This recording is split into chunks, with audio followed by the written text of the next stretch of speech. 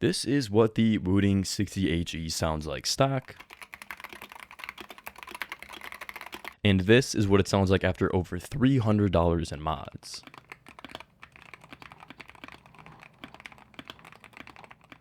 I've been gaming with this board for over a month now, and I think it's one of the most worthwhile gaming keyboards that you can pick up right now.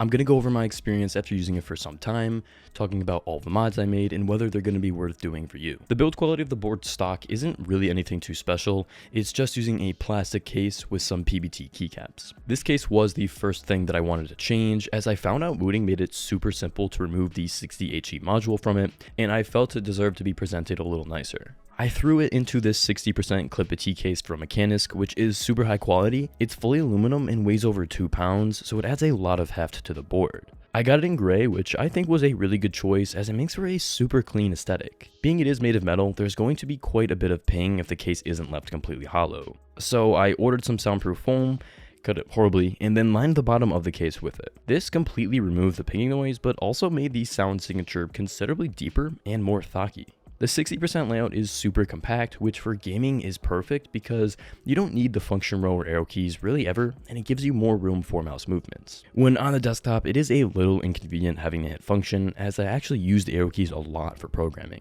The reason this board is so good for gaming comes down to the analog lugger switches and all of the features that go along with them. First off, unlike any traditional mechanical switch that has pins, these ones use magnets to check exactly how far each switch has been pressed down. This also means that there's no pins to be bent, so you shouldn't need to worry as much about replacing them. You can configure these switches to act as joysticks or triggers, which can be used to replicate controller functionality, which my first thought is to use this for racing games. A more practical feature though is each switch's actuation point can be configured individually from 0.1mm to 4mm. What I found to work best is setting WASD lower than any of the other keys at 0.7mm, just so that I can react and ultimately move way more quickly. I have the Windows key set to 1.6mm, just so that I'm never accidentally hitting it, and then everything else is at 1.3. You can also enable rapid trigger, which basically means that once a switch passes its actuation point, the moment you start to lift it back up, it's going to deactivate, rather than having to fully retract it. In game, this lets you make extremely quick and sudden movements that'll be especially helpful for games where you want to strafe in, like CS or Valorant.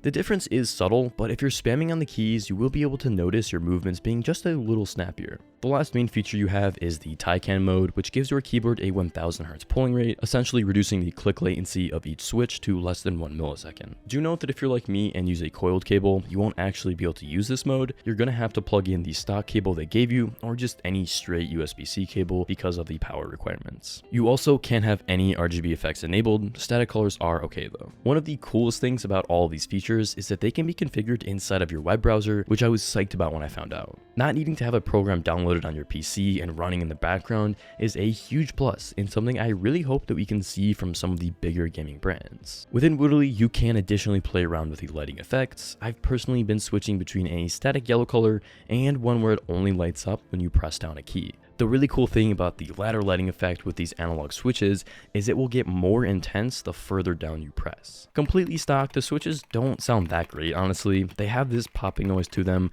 that paired with the plastic case is a little off-putting. They are linear, so have a smooth feel to them and a good amount of travel. Tapping on them really isn't all that bad, and while gaming I never had any real issues. The stabilizers also aren't all too bad, so I didn't feel the need to swap those out or lube them, but I did put a little bit of car dampening foam underneath the spacebar just to get rid of a little bit of the rattle.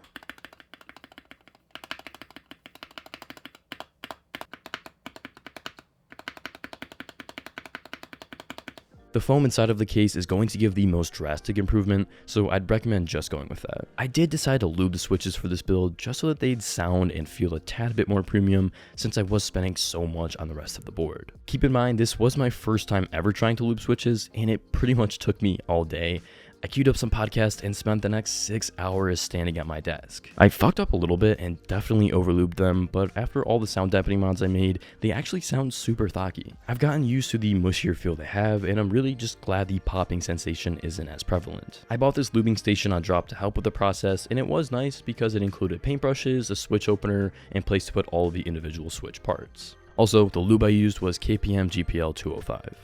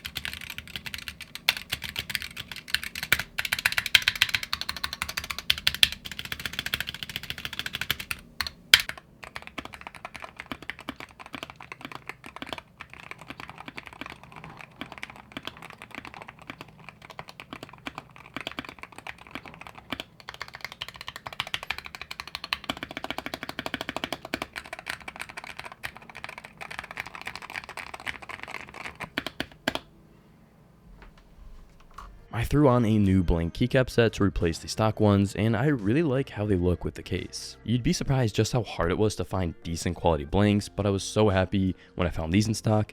They're the Palm Inks from Escape Keyboard. They're made for MX style stems, and luckily with the south-facing LEDs on the board, I haven't experienced any interference. Unlike most keycap sets you'll find, these are made of palm or acetal, which is just another type of plastic, which does feel a little lesser quality than PBT ones. They have a very smooth coating, which I like, and they're lightweight, so for a gaming keyboard, this is something I do appreciate. With the lubed linears underneath, typing on this board feels so smooth and silky. While the lighting effects don't shine through the keycaps as they are completely solid, the profile still looks really good with them shining in between. So I've been super impressed with the Wooting 60HE and think it's honestly the only gaming keyboard that's worth buying. The analog switches are super unique and in the hands of the right player can give a serious advantage. Honestly, I think that you should just get this case because it is really nice, throw the dampening foam across it, get some new keycaps, and for around $200, you've got a serious upgrade that makes a world of difference. I don't regret lubing the switches because they do sound so good, but like I said, it was extremely time consuming and I don't think it's super necessary. If you want to check out any of the items I featured, I'll have those linked in the description down below.